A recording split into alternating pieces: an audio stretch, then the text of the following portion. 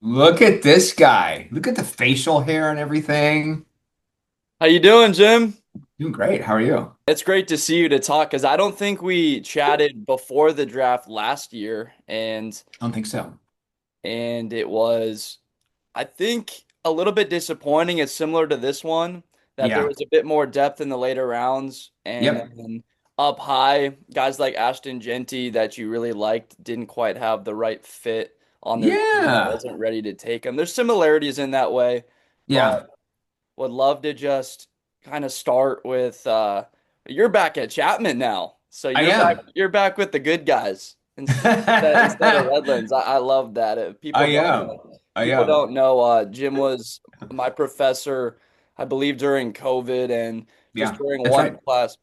one class he was just talking about the Rams and they had just had a big win over the Arizona Uh-huh. Cardinals that got the Bears in the playoffs. So that was a cool moment. And then we just kind of chatted after every class about ball.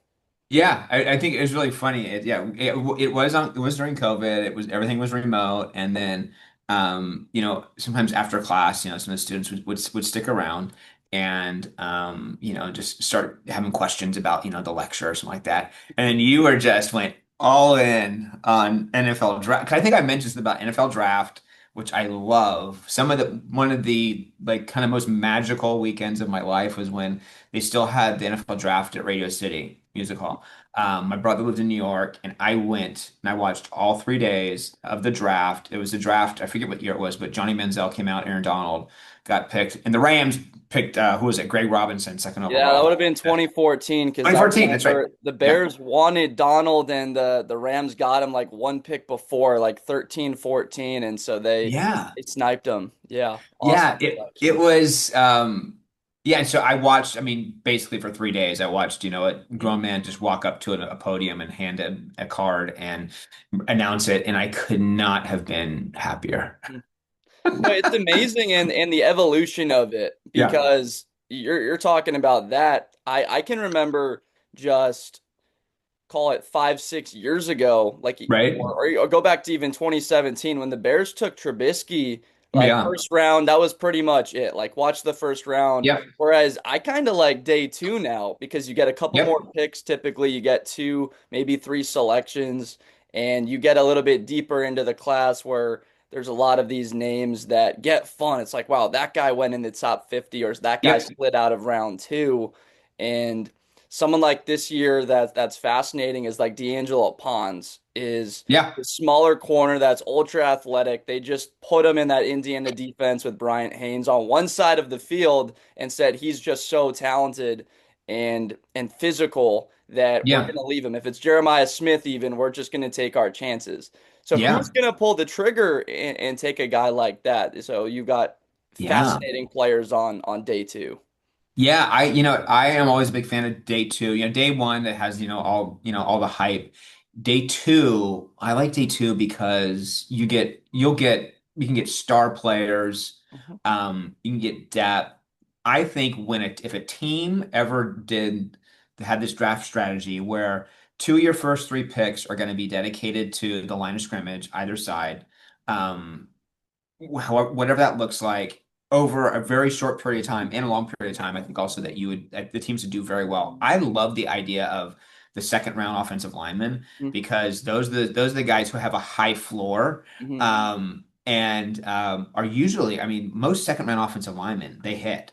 Because there can be plenty of bust offensive linemen, in the first round, but those second round offensive linemen I love all day long. Without a doubt, you're going to see a couple of Yeah. bust offensive linemen this year because people are reaching. They're going to have a Yep. need at tackle, and you could see teams that try and work out Spencer Fano with a little bit of shorter arms that moves Yeah. really well, and you try and make him your starting right tackle. Or Francis Hmm. Maui-Noah, who I really like, Yeah. but could he have more of a bright future as a guard potentially? And you're Yeah. trying to, a team like Cleveland, turn him into your starting tackle or Yeah. whereas maybe New York at 10 now, because that extra pick and that Dexter Lawrence trade, I thought Yep. that was an A plus for New York because Hmm. the last 5 years, the Giants have had a bottom eight rushing defense, even with Dexter Lawrence, even with Oh one of the yeah. best defensive tackles in the league. So you love the guy, but you're still struggling in that Yeah. area. And if you can't stop the run, then you can't unleash your pass rush. You're looking at 3rd and 7, and you don't get to you're looking and you're not getting Yeah. looking Yeah. at 32 and not Yeah. 3rd and 7, right? So you're Right. not getting to those pass rushing downs. And so they bring in a young player, a cheaper guy, and say bye to Lawrence. And for Cincinnati, it's sort of that way some bad teams sort of stay bad, and bad teams have a chance to get better by Yes. you get your quarterback, then you get your play caller, you get your coach, and then you start building pieces around him. It's exactly what New England did. They got their quarterback, then they got their coach. The Bears got their quarterback, they got their Yep. coach. Yep. And New York is following right in that formula as the Eagles Yep. might be losing their star in AJ Brown shortly. Right. Yeah. And I think we like I said, it's like, if a team would do two of the first three picks on the line of scrimmage, um, one from each side, I think a team would be super successful. And also, I think when a new coach comes in, if a new coach just actually, who did this and it didn't work out was Carolina did this one year where you get a new coach and one year you just do one side of the ball, defense preferably, Mhm. and then the next year you go basically kind of the other side of the ball, and then the year after that, year three, you can kind of do whatever you want to do. But I think with Lawrence leaving New York, and then that just allows Harbaugh to put what his system in place, and he'll get his guys, and he'll get that thing probably turned around pretty quick here. And to your point, what has kept the Rams in the hunt now and has Yeah, turned them into I view them like the Dodgers. You've got great ownership, great organization. The coaching right. is spectacular. You try and have good guys on your roster that are also very talented, and they do Yeah. well with their development. When they went out Yep. and they brought in Jared Verse, so I loved coming out of Florida State, and then they go and get his teammate in Fisk. To your point, Yeah.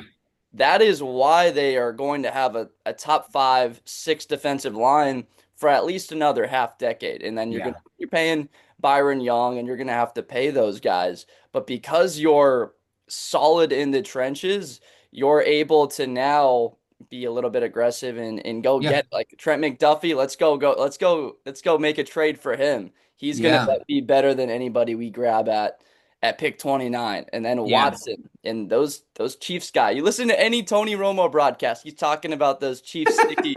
They're so sticky that they stick together, got Yeah. their hands on. But I gotta ask you, Sure. and I've loved this idea because you're trying to win now.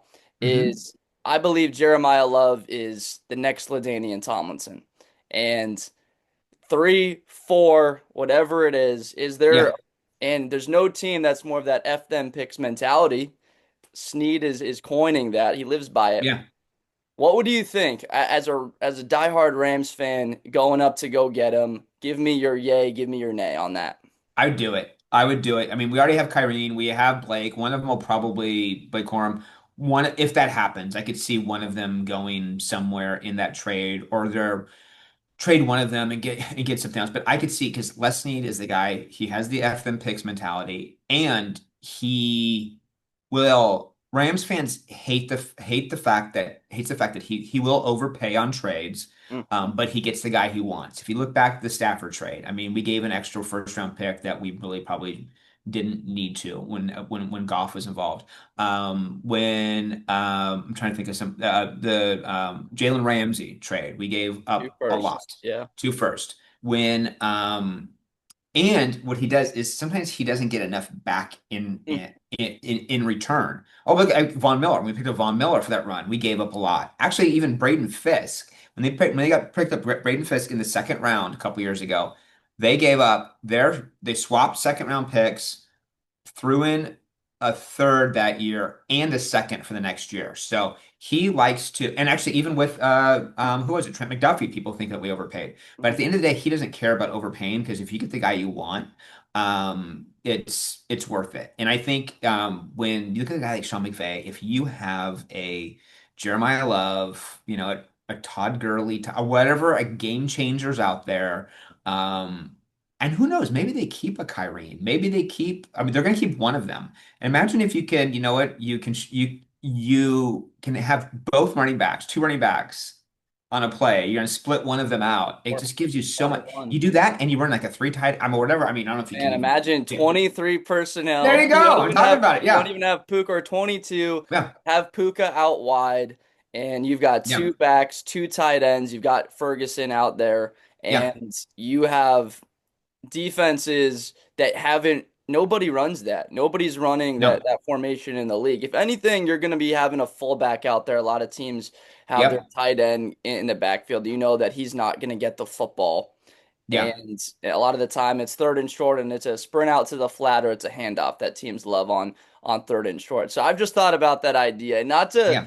to make you just absolutely just sleeping on it and thinking about it tonight. But there's one stat that I found Uh-huh. about Jeremiyah Love because I was digging Yeah. for days and like who's the right comp for this guy? Because I've heard Jameer Gibbs, but he's bigger than Gibbs. He's more Yeah. special, and I had to go deeper. It's like it's not Adrian Peterson, it's not No. Bijan, but LT. So Ooh, I like that. Yeah, a and lot. Yeah. Tomlinson, we're talking about like the OG fantasy football, like number one Yep. every single year you Yep. take him.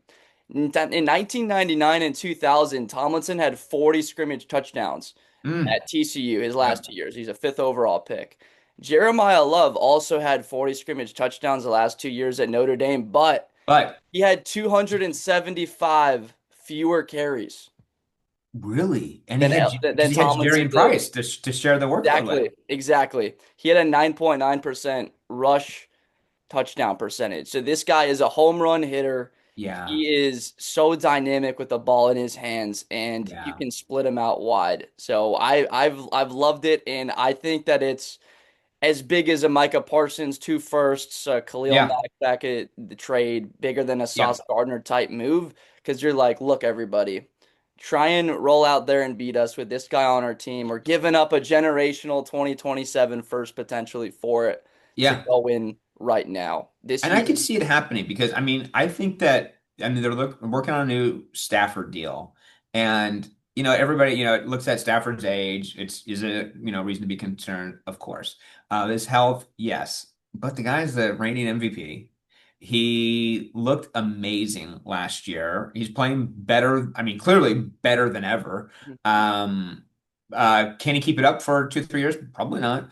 But give me another year. And I think with McVay, if you have like a Jeremiah Love in the backfield, I think McVay's attitude right now with quarterbacks is I don't see McVay wanting to develop a quarterback. I Mhm. want him as because he had it with the situation with Jared Goff, who's like a great player, but I could see McVay just, hey, give me a veteran in there, and almost, and you forget about this is what he started in the league with Tampa Bay. And John Gruden's a guy, he would run with Rich Gannon. He would run with, Brad Johnson. He would run with some of these guys, a veteran quarterback. So I think he would much rather run with a veteran quarterback than go high than develop a quarterback. Mhm. Without a doubt. So I Yeah. love that you're fully in agreement Yeah. with and that's how the good teams stay good Yeah. is you take the best player when they're on the board. It's what Baltimore does. That's why everybody's really been locked in to Mhm. have them selecting Venga Wane from Penn State. He's a fun player, Yeah. 71. He'd come in motion and go crack somebody on Yeah. the edge. And for the Rams, it's like if you don't make that big swing and you stick and pick, that's where you're talking about 2, 3 years, and that's where my mind is at. Like Yeah. Spencer Fano can make sense, like solidify the O line. Here's a Yeah. player that we can have on the outside. Havenstein's gone now, or depth in the middle for the interior. So Yeah. that's where offensive line could be like that safer pick, but it Right. solidifies, and I don't see any fault in protecting Stafford for Yeah. the long term. But with this Yeah. specific draft, it is awesome with your top 5, 6 players, but then after that, it's like there's a little bit of creativity to be Yeah. had. Then it just feels like after about pick 10 or 11 that almost anyone would like to trade back. Yeah. I think so. I think so. Let me ask you, I'm gonna ask you a question about, I mean, because we're talking about, the quarterback position is going into this season. It was Arch. Mm. It was like guys, and no particular Arch, Newsmeyer, Klubnik, Lenore Aller. Sellers, Aller, Hmm. right? And then that next level down was who could Fernando Mendoza be? There is also a Carson Beck in that conversation. Carson Beck is a guy who, so that quarterback situation is so just all over the place, so fluid. Carson Beck's a guy who led two elite programs. I'll say Georgia year in year out is elite. Miami is a solid program, and he's done well at both schools. Um, but somehow even the fact that he does well at both schools and has signature wins, Hmm. he's got pushed down. Hmm. Like probably going into this past season, he was probably looked at maybe maybe a late second day pick or something like that. Now he's a day three guy. Hmm. All he does is go out there and win. And you look, it just I just can't figure out because I mean like Klubnik went down because I mean we can go over the reasons of Klubnik Sure. and Aller and all that kind of stuff, but it's like Carson Beck just keeps winning and he keeps getting pushed down. I see that's the perfect guy that you could bring in that's Yeah. had a ton of starts. And you can talk Yeah. about Super Bowl winning quarterbacks over the last 26 years. You go back Yeah. to Brady, and the average is they've got 30 starts and over 1,500 passing attempts. And Wow. Carson Beck, you're checking those boxes with him. Yeah. For him, again, it's going to be the arm. He Yep. doesn't have that rifle, that cannon. He's got the kid 6'4" plus Yep. 225 pounds in that you love. It's just he doesn't have the Drew Aller arm because he Yes. like the way that he has these spurts where it's just Yep. where he's connecting and he delivers on time, but you can see a little bit of hesitation in his game because he has to sort of float the football and Hmm. doesn't drive it through the middle. But I do like his intermediate passing ability. Yep. And if you're somebody in the fourth round, I know Pittsburgh, they're looking to bring in another quarterback. They're not Yeah. set on just Rodgers for a year as a gun for hire and Will Howard and Rudolph. So somebody to Yeah. continue to bring in there. The Rams could obviously be interesting because of the experience. They tried that with the other Georgia quarterback, and Bennett Yeah. unfortunately had some of Yeah. the off-field and mental stuff, Yeah. and he's working through that. But Yeah. I do like this point because going into 2024, Carson Beck was talked about as a top five pick. Here we are Yep. coming off Yep. of this past season, and here's this player in Beck, and then he has 12 interceptions. He's turned the ball over, and that continued with Miami. So Yeah. teams don't like him turning the ball over. But Yeah. in the sense of what kind of happened there, it's so funny how you just see it like with Ty Simpson was the same size as an Aller. Like this guy's a top 10 pick. If Yep. he was the same size as Beck or Aller and he was 6'4" Hmm. plus. And I think that what could happen with a guy like Julian Saying next year, Oh and now we're gosh. talking Yep. a little bit about 27. We have to. You'll have to get a jump Yeah. start on that. I'm going to have a mock draft for the 2027 draft Love this it. weekend out. We've been already taking a sneak peek, and you That's great. can't not do that. But with his lack of size, and you're going to hear every person on the planet say, well, it helps when you're throwing the ball to Carnell Tate and Jeremiah Smith Hmm. the last two seasons.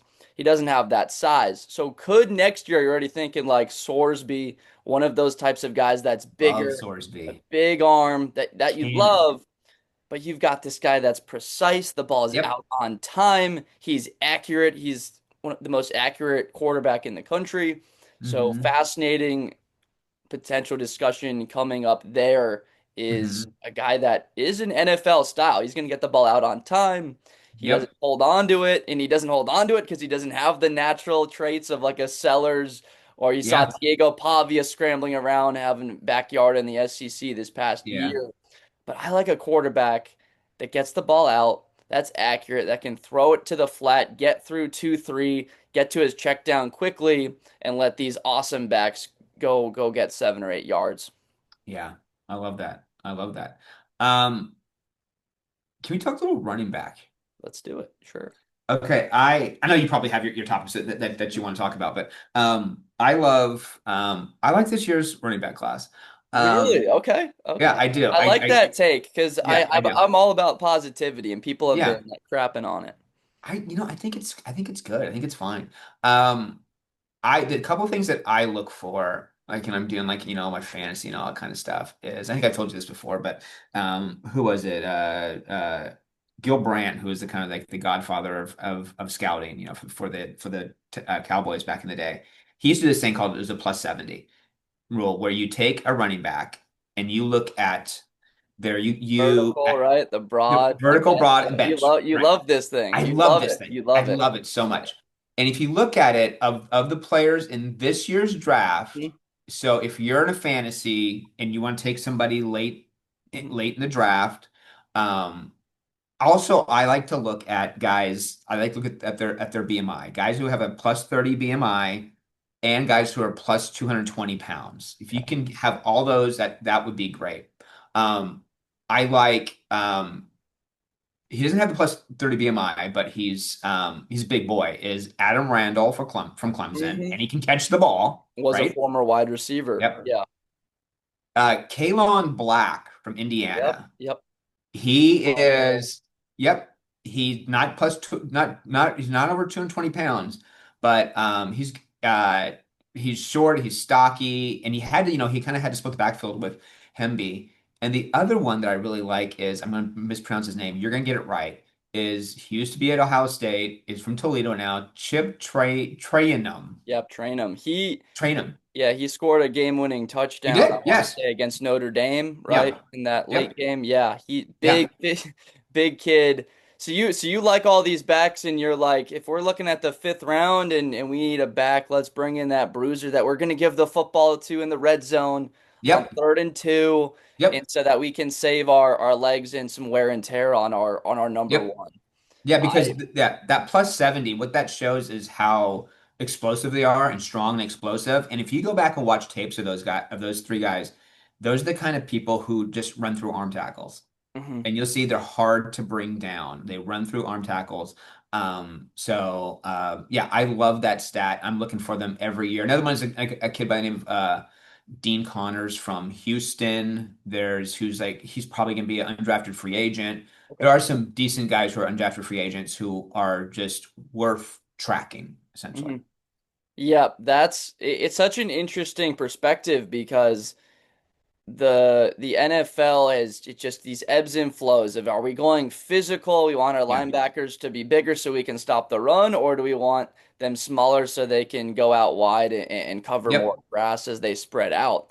And Yeah. the league is going a little bit more towards physicality. The last 3 years of these Super Bowl champs, you're looking at KC. Couple of years ago back, they were led by really good defense. They had a top 2D, but now you've got Yeah. Barkley, Kenneth Walker the past 2 years, and you need that back. And a Yep. guy that's those guys are thicker type builds. And McCaffrey in Yep. 2023, who got San Francisco to the Super Bowl, those backs are able to handle the wear and tear. I do believe that Jahmyr Gibbs, these Bijan Robinsons are changing the mold and people are Yeah. enticed a lot by speed. But in this specific draft, and why I kind of perked up at you saying that you like this running back class is, look at Hmm. last year. You had Ja'Cory Krosky Merritt in the 7th round, Kyle Monunga in the 7th round, Yep. guys that are immediate producers. You can get one of them the 5th through 7th round pick, bring in a running back, and he can be productive for you. And Yep.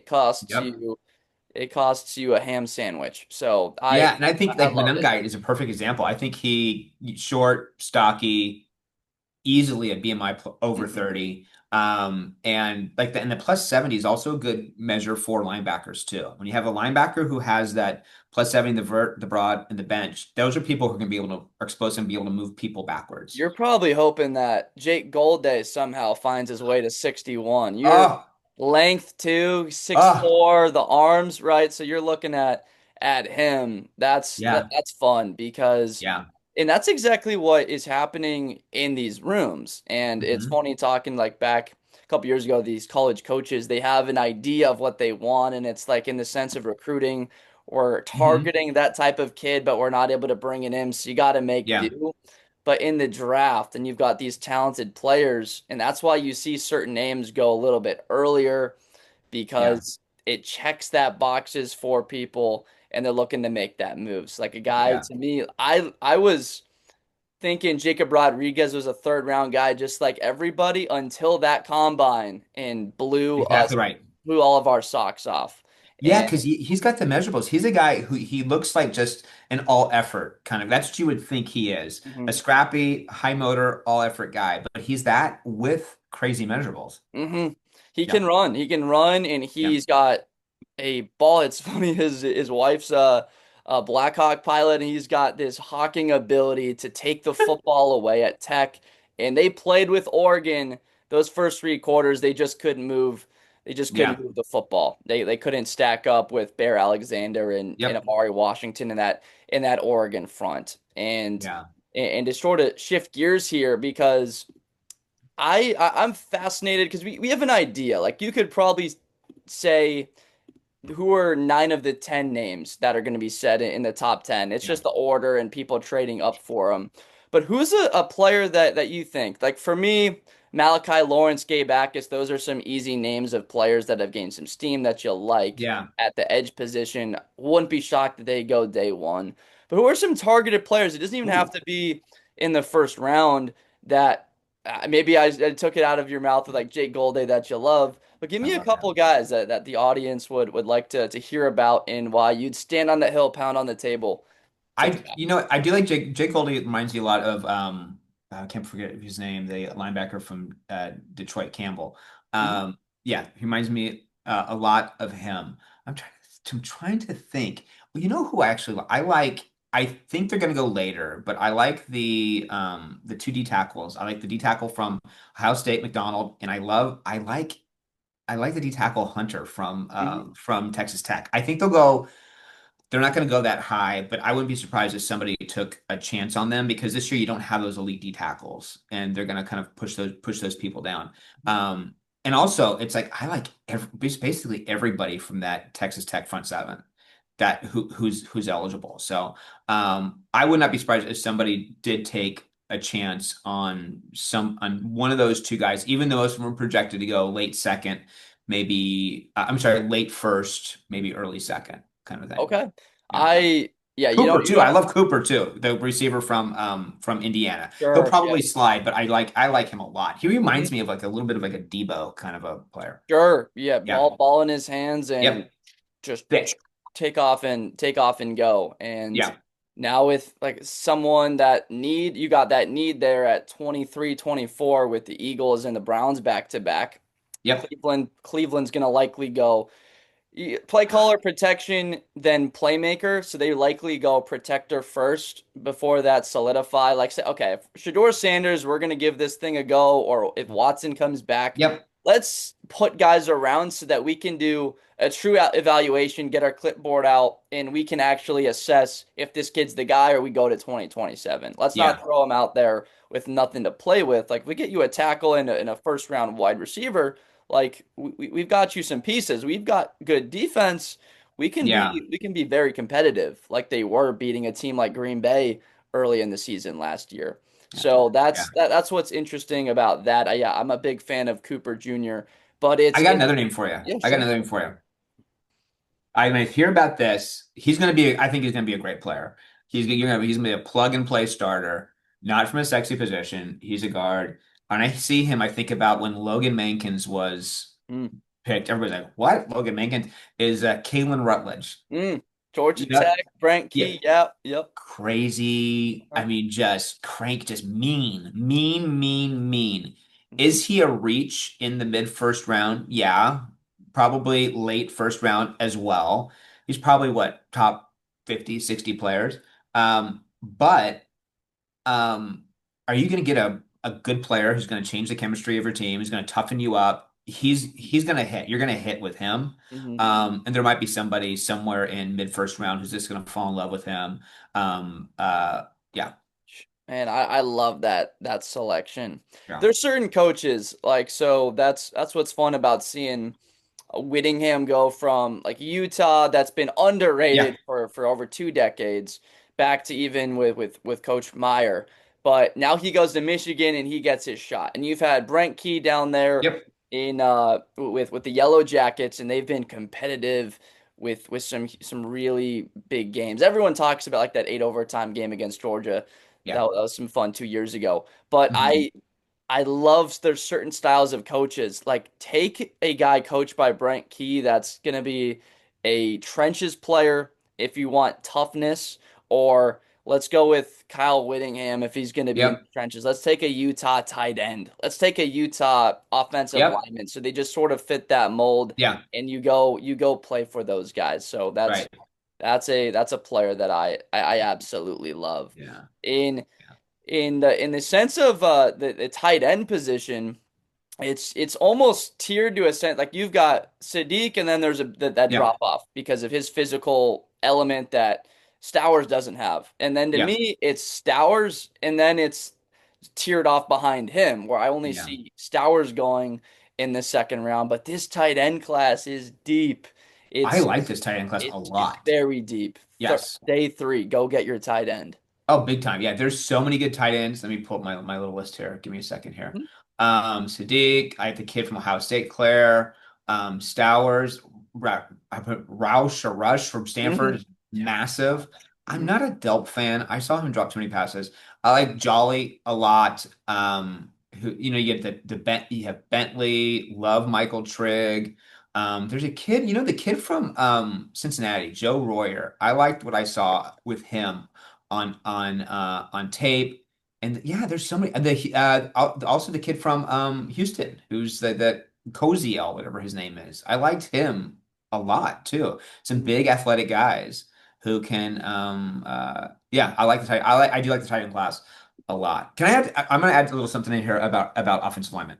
Is that what I think if you take one an offensive lineman or defensive lineman or an edge, whatever, two of your first three picks. And then in the late rounds, just take a flyer on a Mhm. Wisconsin, Iowa, Yeah, Michigan, of Ohio it. State, those type of guys. Mhm. And also add in a steady, reliable offensive lineman who played in the national championship game Mm. because they didn't get the national championship Are game you by talking accident. about Pat Coogan I'm talking potentially there? about Yeah, yeah. Pat Okay. Coogan. Yeah. And Or then Bell. Miami has Yeah. some great, Yeah. yeah, Miami has some great Bell. guys who probably will pick up late as well. So I love Pat Coogan. And then I think for corner, late take sixth, seventh round, take some SEC corners if they're Mhm. available. You know what I'm saying? Because they're going to be good depth pieces, good special teams players, and probably turn into starters. I think if a guy like a actually wasn't even drafted, but a guy like a Levi Wallace a few years back who was a UDFA and then he's come in and done great for Buffalo. See, that's the thing is those guys had to compete. If you played Yep. in the SEC, you had to compete for your spot. You could have been a 4 or 5 star. It doesn't matter how many stars. Yep. You're gonna have to earn your spot on this roster playing for. Two dogs, one bone, right? Yeah, yeah. So, and now, like, you have one of those guys later, they're like, okay, well, I get to the next level. This is nothing new. This is no different from the SEC. These guys are all the Exactly. same size, and the coaching might even be more a little bit less intense than some of these Yeah. places down there where it's hot and it's humid and we're killing ourselves. But Yeah. they're ready to compete and come out. So maybe you've got a cornerback that didn't have a ton of hype or attention around them, but they've competed for that spot. They earned their Yeah. playing time as a junior or a senior, and then they get to the next level and they're fighting to get on the board. I've always been a fan of guys that had to deal with competition to earn their spot. Yeah. That's what was a little bit funny. Is I like your point about the tight ends from those specific schools, and you're like, I'm a stickler for that. I'm a separator from like the Power Two, Big Ten, SEC compared to like the Big 12 and ACC. I Yeah. just the competition level consistently week in week out, and you get to Yeah. see the best players. But like at quarterback, it was just funny going back to the Rose Bowl, Ohio State, Oregon 2 years ago. You've Yeah. got Howard and Gabriel playing, but on the bench, you've got Julian Saying and then Dante Moore tossing the ball around. I remember kind of Yeah. walking around that Rose Bowl like these guys are sitting behind them and they are 5 times more talented behind them Yeah. and ready to be in the wings coming up here. So Yeah. that's what's really fun about college football is that people that don't follow it as much. Like these guys are going to be out there on Sundays. Yeah. They're just playing on Saturdays right now, and Yeah. that's what's really fun is you get on that train a little bit earlier, and then they hear their name called and they get drafted, and you're like, man, it's cool for fans, or and then in the sense of evaluator, like I love it, and then go see if that guy can play. And you had a matchup. I like Trey Amos this past year. He's out there. You got an SEC corner for Washington going up against like Malik Neighbors, right? They're in the Yes. same division now. So you got LSU, Ole Miss going at it. It's fun when I it love it. comes to that level because people don't follow the college game. They don't get to experience that as much. Yeah. So you like next year's quarterback class, huh? I do. I think we're Yeah. going to see four guys go in the top 10. And Yeah. at least right now. And that's what I'm going to say in my mock for it. I'm going to say Yeah. Sorsby, Saying, Arch, Manning, and Dante Moore are going to go. Yeah. And then I'm already thinking Stuart Simmons at edge, Jeremiah Smith, Cam Coleman. And then Mhm. I don't think a back gets into the top 10 with those Yeah. edges. I like the LSU transfer. I like Seaton from Colorado a heck of a Hmm. lot. And so I'm already thinking about that top 10 and that big board's coming together for the first already about Yeah. 20 right now. Looking ahead. I like those quarterbacks because saying Yeah. he played in the CFP Big Ten title game. Dante Yeah. Moore, right? He played at the whiteout, Yep. got a dub last year. Yep. Got to experience some adversity. Sorsby now, he's going to Texas Tech. He's got the expectation where he's got to win. They Yep. should win that conference. If they don't go 12-0, it's a disappointment. CJ Carr Yeah. could wind up. So, and then It's Manning true. with Cam Coleman now and Sark and full year under his belts, it's going to be fun. Give these guys another year experience, and it's different from last year where it was like, what are these guys going to be? Yeah. And now it's year two for these big boys, and they get a chance to shine. I love it. What about, so do you have any late round guys like late day three that you're kind of Some in love late with? day three at just at any position. Yeah. I got one for you. I gotta say Harold Perkins because this Oh, kid yes. he was talked You about love him. so Yeah. highly, and I've probably talked about him as much as 2 years Yeah. ago. Man, he's Yeah. so violent when it comes to getting after the quarterback. Not when Yeah. he's at off-ball linebacker and he's kind of waiting for it. Like put him on. He's just that rare tweener hybrid player. Yeah. I know that everybody knows that name, but I mean, if you can get that kid in the fifth round and say what we're gonna throw a dart at the board maybe and it hits for rotational pass rusher, Yeah. I've just he's so much fun. Here's a rotational pass rusher for you that I think is gonna could make an impact, special teams, and just a high motor guy. And Mhm, I'm Harold Perkins. I like him. I love him. mhm, Is your boy Caden Curry from Ohio State? mhm, mhm. Yep. Yep. Production last year Yep. that shot him Mendoza the Big Ten title game, and Yep. good for him that he bounces up from that. But you see him like up and close, and he got a little bit of playing time for the Buckeyes in 2024, and Yeah. this kid's thick. Like that's why Ohio State is what they do is Hmm. he's 6'4", he's 6'5", he's Yeah. 270. Like he's going to have the ability to step out and play three downs. He can play the run a little bit better. He Yeah. doesn't have the traits that some of these guys will have like Akis or like Lawrence, but Hmm. I'm a big fan of Curry. I think that's Yeah.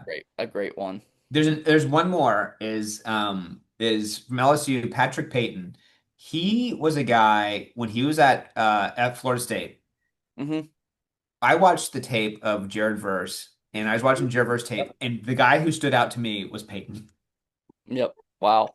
That's Yeah, awesome. and I'm like, Yep. wow, that guy's good. That guy's explosive. I think he had some injuries and stuff to deal with, but he really impressed me when I was kind of looking at some tape of Jared Verse. That's awesome. Okay, Well, to the point where you're watching the defense and you don't know which guy it is on the defense. You kind of they have before they have the little arrow. I'm like, wow, that guy's really good.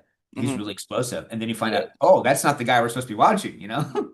Absolutely. Yeah. I think the meeting here is out of time. This has been Okay. Okay. No problem. an absolute blast. Thank you so much for You hopping got it. on, and we'll have to chat. All right, there he goes. Jim Dusserre, one of my very favorite people to talk to about football and one of my most trusted sources to speak on with the NFL draft. He is very eloquent speaking on it, enjoys it so much, and the passion just sort of seeps out of him when you hear him speak. So I really hope that you guys enjoyed that conversation. If you haven't already and you love football, make sure to subscribe to the show Blitz with Blinder. We have NFL content, college football content every single day here. Thank you so much for joining us. The NFL draft is here. Cannot wait. Best player in college football. That Georgia and Ohio State game, New Year's Eve, is going to be a classic. Josh Blinder, hi everybody, I'm Josh Blinder. To the 40, 35, 30, Espinosa to the 20.